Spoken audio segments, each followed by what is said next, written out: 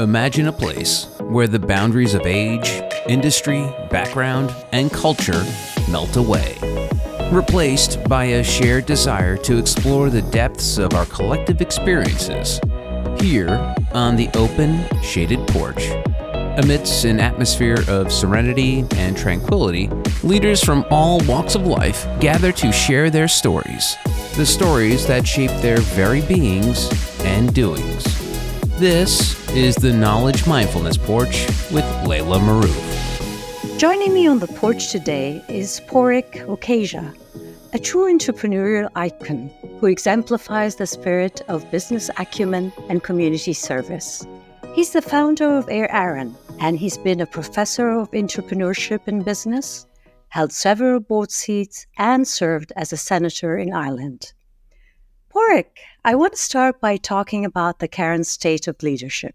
77% of leaders say their daily business decisions have increased tenfold in the last 3 years. 83% admitted to suffering from decision distress. CEO tenures have shrunk from 10 years to less than 7 years in the past 2 decades alone. So, from your experience, what do you think about all this? Well, Laila, first of all, I want to say it's a huge privilege for me to be on this podcast with you. I deeply, deeply, deeply appreciate it.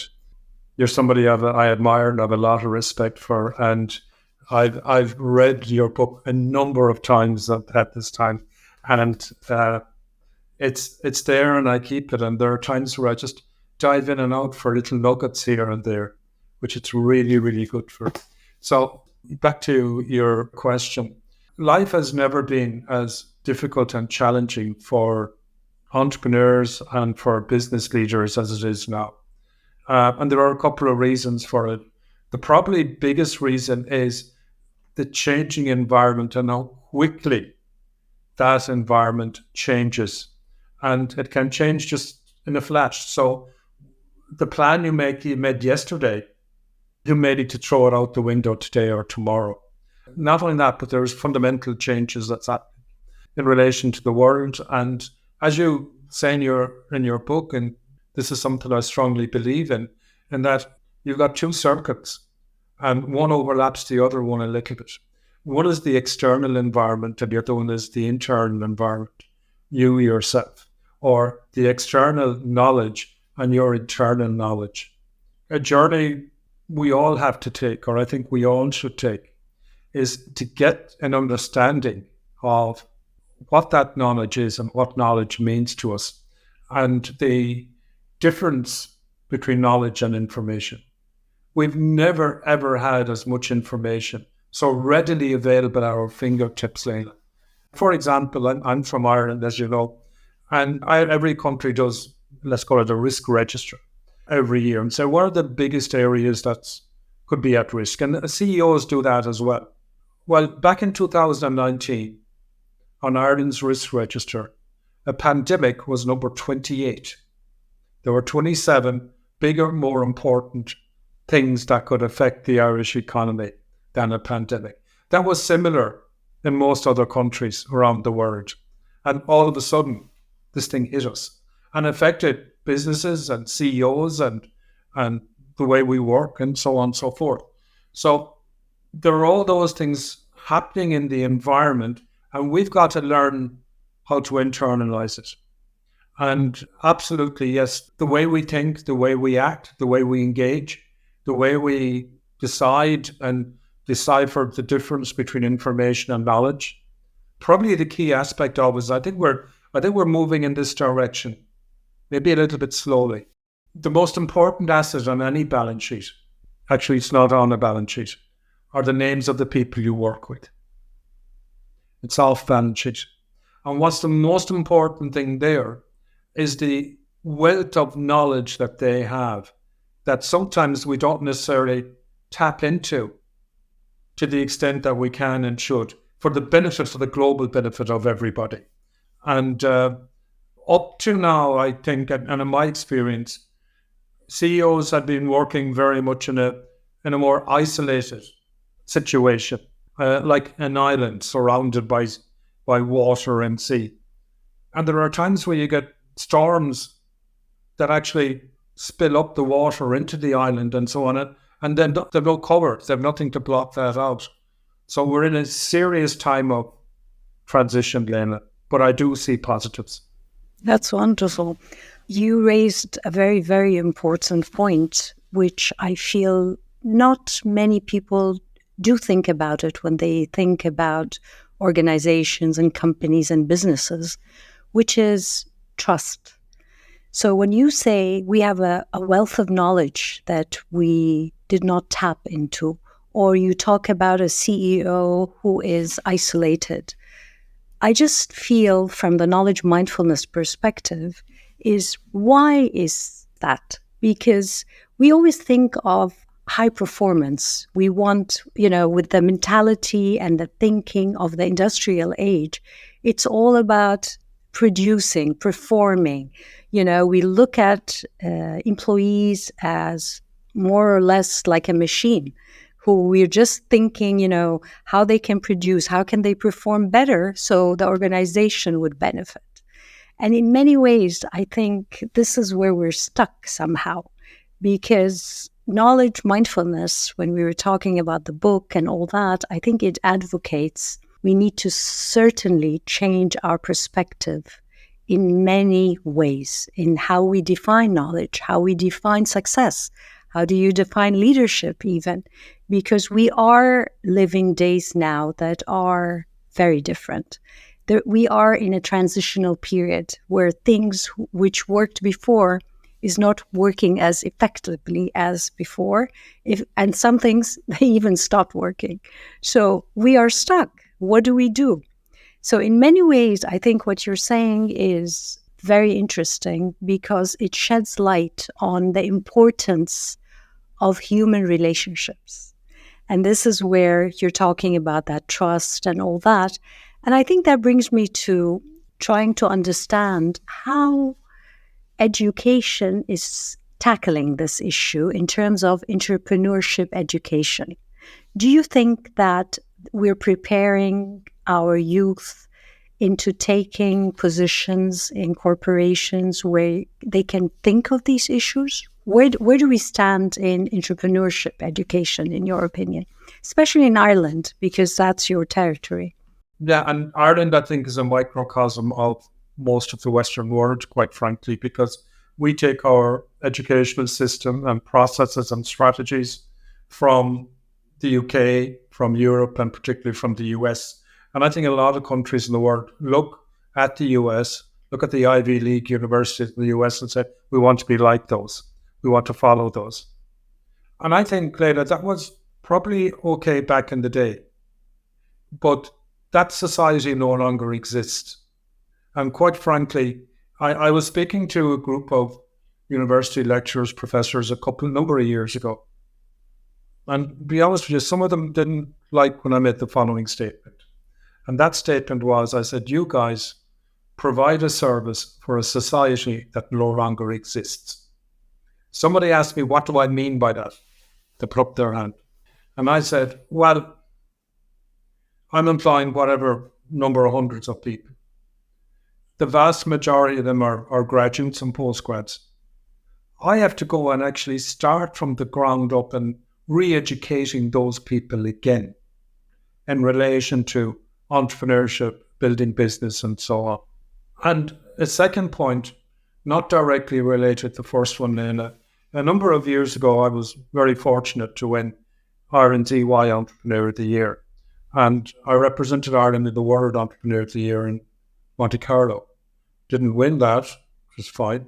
But I was invited back to be a judge for the World Entrepreneur of the Year for a couple of years after that. And I chaired the judging panel to pick the best entrepreneur of the year in Ireland for 7 or 8 years. And there were a couple of things that struck me. Over 80% of the students going to second level schooling in Ireland end up in university or in third level.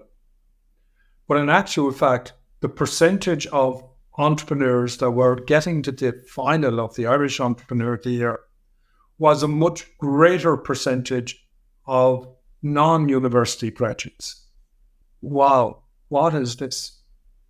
Are we putting people into boxes in university processes to think and act in a certain manner. And this is how you do it, rather than the creativity. And this is something that's in your book, whereby you talk about looking within yourself in relation to understanding who you are as a person. What does knowledge mean to you? What relationship do you have with knowledge? And then how do you decide to use that knowledge? And the external knowledge part of it, because it's a dance, I'd call it a dance between the two. You are waltzing around the floor with Mozart playing in the background, and you're dancing with another person. And it's the coordination of the dance between the two of you that actually synchronizes with the music. And you need to have the awareness of the movements and the steps and the spirit of the other person. Plus, Laila, there's a significant fundamental level of the point you made, trust in it, because you got to trust the other person with the movements they're making. And that's got to do with relationships. So I'm kind of answering your question. I make 2 points, and the second one is in a slightly different way, but I actually think in pictures. I can't help it. So some of my answers would probably be graphically. No, actually, I love that, because even I wrote an article which the title says The Tango of Life. So it's exactly what you're saying, and I called it The Tango of Life, because it's all about that. How are you and the partner? The partner could be the other could be one person, it could be the organization, your friends, community, society, that's the other. So it all starts by really understanding yourself. Knowledge here is the expansion of your understanding, not only of the world, it's also understanding yourself. Like you're saying, even this tango is tango with yourself, your different dimensions that we have as human beings. How well do we understand those different dimensions for us to manage them in the right way? The whole perception, or the whole concept of knowledge mindfulness kind of built on the knowledge management foundation. But for me, I taught for 15 years, 20 years knowledge management, and all the attention in knowledge management was on the external.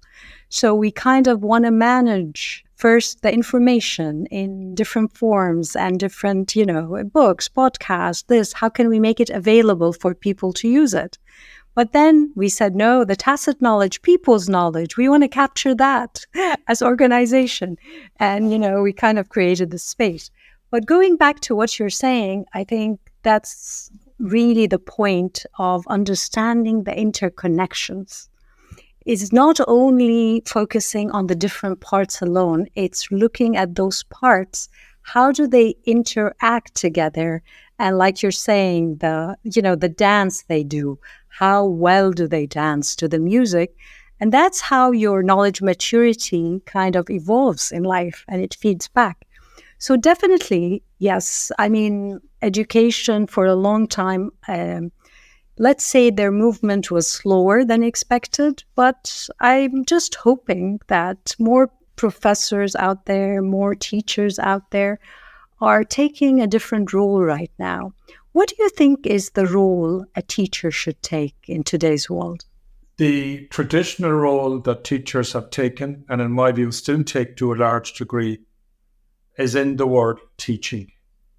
They impart information, not necessarily knowledge, but information, to a group of students. And the students need to regurgitate that in an exam and give back to the professor or lecturer or teacher what the teacher has given to them. To me, teaching is the wrong term. A teacher should be an expert in facilitating learning, which is the opposite to actual teaching. When you facilitate learning, you're creating the environment, Laila, within which people can have their own bucket to dive into the water and pick out a bucket of water and say, what am I going to do with that? What I'm going to do with it, that's knowledge. Knowledge is the use of information to achieve a particular goal. So I think the whole model of teaching needs to be totally reversed in relation to creating learning opportunities. And learning comes from the inside out, not from the outside in. And it comes in back to the dance. It comes from the relationship you have. I use a term you also use, which is really important, holistically. And holistic means not only your body, but the interaction of your body with music, the musicians, the place you're having the dance, all of the other factors that some of them are not even so obvious in relation to developing your own well or wealth of knowledge. It's that interaction. It's that dance. If you're dancing out there on your own, there's only so far you can go. In actual fact, it's one-dimensional. It's not even two-dimensional. And what I'm talking about, what you're talking about here as well, you're talking about 3D, three-dimensional. You're talking about it being surrounded in it, being part of it. That to me is where teaching needs to go. It needs to create the space and opportunity for people to actually learn and to translate the external knowledge and information into internal value and worth. Yes, which we call also in the knowledge arena wisdom. Hopefully, we want to accelerate wisdom into our youth, hopefully. But that takes me to you a little bit, Pádraig. When I was researching for the podcast, I came across so many titles, countless titles for you. From a founder to entrepreneur to former senator, adjunct professor, board member, and whatnot. Which one of those titles do you relate to more? Or which one does it reflect who Pádraig is? To be honest with you, all of those and none of those, which is a kind of maybe a little bit of a contradictory answer, but I'll explain why. Many years ago, I did a course in Harvard with a wonderful professor called Cynthia Montgomery. And Cynthia talked to us about strategy in business. And she asked one question: how do you know if you've got a good strategy? And we were all talking and discussing what we thought strategy were, and said, no, you're all wrong. And she wrote up one sentence on a whiteboard. And this is my motto, Laila, for life and anything I do. So it's not what I do that's important. It's why I do it and how I do it. So that's why all of the titles you mentioned, all of them reflect me, and in some ways, none of them can reflect me, because it's a combination of them all. And the statement, Laila, is, and I've taken this is my motto in life, and I'd suggest anybody who's hopefully watching this podcast, that they would reflect on this. What is the world with you versus the world without you? Wow. One sentence. So I took that into my life as a person. So regardless of what I do, my sense of happiness, which is more fundamental than success, my sense of happiness is, do I feel I made a meaningful difference? I really don't care that much if other people think I made a meaningful difference or not. That's kind of ego or showing off. I'm much more interested, again, that's coming from the outside in. It's more important to grow from the inside out. So in all of those things that I've done and worked on and get part of my life too, do I believe I made a meaningful difference to the world with me versus the world without me? I think, and I'm suggesting everybody who's listening to this podcast, that maybe you might ask yourself a similar question, because you're just answerable to yourself and who you are and why you do what you do. Definitely. I mean, wow. But that brings me to a question I always struggle with, that can we really do well and do good at the same time? Because I feel when you look back in your life, at one stage in life, where you're just building your business, building, the income for your family and all that, in a way, we don't focus so much about the purpose, about, all the really things that we kind of awaken to right now in the stage in our life. But what I want is this big question, can we do well and do good? Because that separation between the two, even in the form of organizations out there, you can see the non-profit organization, if they want to do good for the society, it's a non-profit. Whereas if it is for-profit, then, it's all about monetary gains. Can we have something in the middle where, yes, you can build your business, yes, you can have the income, but still you can do good and you can maintain the line between your morality and doing well in your business? What do you think? I think that's a great question. And I think that's a fundamental question that every CEO, every board of directors, and every company should ask themselves. They should ask themselves, what is the word with them versus the word without them? And what their purpose is. Is their purpose usually or only to make as much money, monetary gain for themselves as they possibly can, and they don't care about the collateral damage? Unfortunately, that caused that recession in 2008. It causes an awful lot of grief. It causes wars. It causes a whole lot of things. In actual fact, what it does, it puts the whole world back into a state of crying and upset and trauma.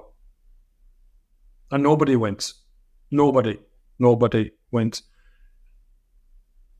So I believe that companies or businesses and CEOs are beginning to say and to see we do have a greater purpose than just have as much money in the bank as we possibly can or have more dollars than somebody else. And the measure of success is not necessarily purely in financial terms. It's about your stakeholders, as they call it, and the contribution you make to your stakeholders. But also, Laila, I think companies are beginning to be forced to look in that direction because employees now are saying, okay, what is this company about? Am I happy to sign up with the ethos of this company and the culture of this company? So this is, rather than being directed from and by boards and boards level, it's been much more influenced by the public, by the customers, and by the employees. So I believe there's a quiet, subtle revolution there that those companies whose God is the dollar will have to change. Yes, I totally agree with you. Like you said, employees are taking more and more control in many, many ways, which leads us to company culture. And we'll get into that next, but we have to take a break. Coming up on the Knowledge Mindfulness Porch, Pádraig will share his perspective on the modern philosophy of working smarter, not harder. I would strongly agree with, yes, working smart, but not being afraid to work hard. I would not throw the baby out with the bathwater in relation to now being afraid or not working hard. And that's very, very important. And I think it's really important for you as a person that you can build yourself up in a level of confidence and say, I'm not going to give in. You have been listening to the Knowledge Mindfulness Porch with Laila Marouf. If you want to join the movement of knowledge mindfulness and shape the world of tomorrow, go to drlailamarouf.com. The Knowledge Mindfulness Porch is a production of Forbes Books.